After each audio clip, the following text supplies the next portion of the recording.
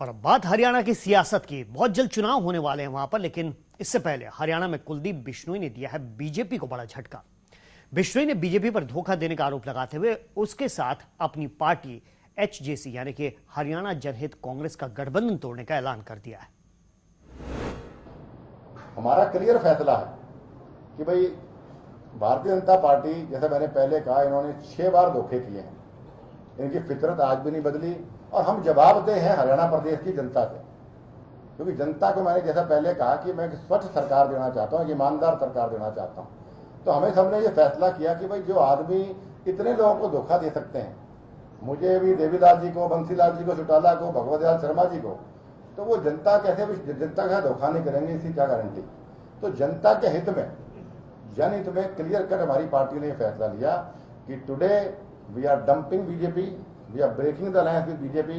हम एक ऐसी पार्टी के साथ खड़ा नहीं होना चाहते हैं जो धोखेबाज पार्टी हो, जो जनता के साथ अन्याय करे, जो धोखा दे। और आखिर हरियाणा जनहित कांग्रेस यानी एचजेसी ने एनडीए का दामन छोड़ ही दिया। केंद्र में मोदी सरकार बनने के बाद पहली बार एक सहयोगी पार्टी ने बीजेपी के साथ चलने से इनकार कर दिया।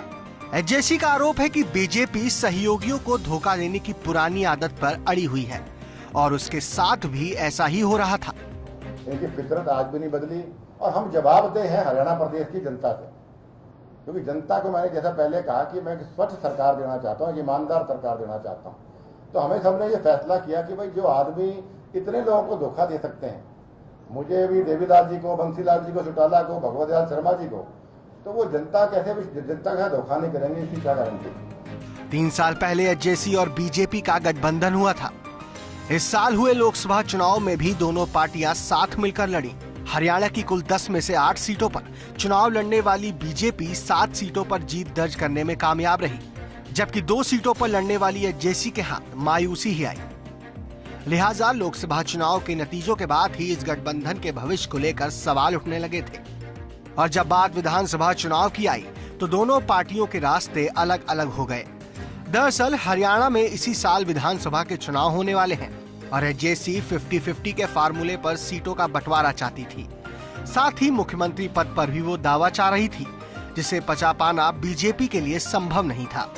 हमारी पार्टी चाहती थी, हमारे राष्ट्रीय अध्यक्ष ने स्पष्ट पब्लिक रैली में कहा कि जन भावनाओं के अनुरूप, जमीनी हकीकत के अनुरूप गठबंधन रहे। ये हम दोनों के पक्ष में है, हरियाणा के पक्ष में है, हरियाणा की जनता के पक्ष में है। लेकिन शायद कुलदीप अपनी जिद पर अड़े रहे, अपनी ईगो पर अड़े रहे।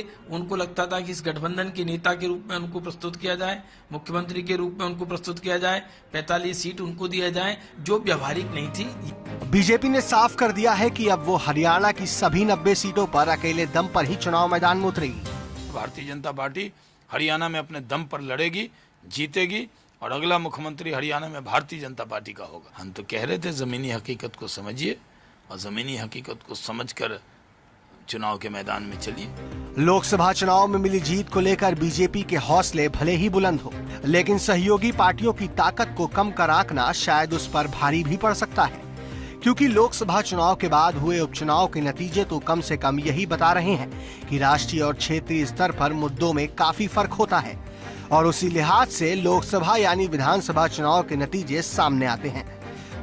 चंडीगढ़ से मुकेश राजपूत के साथ कमलेश सिंह, P7 न्यूज।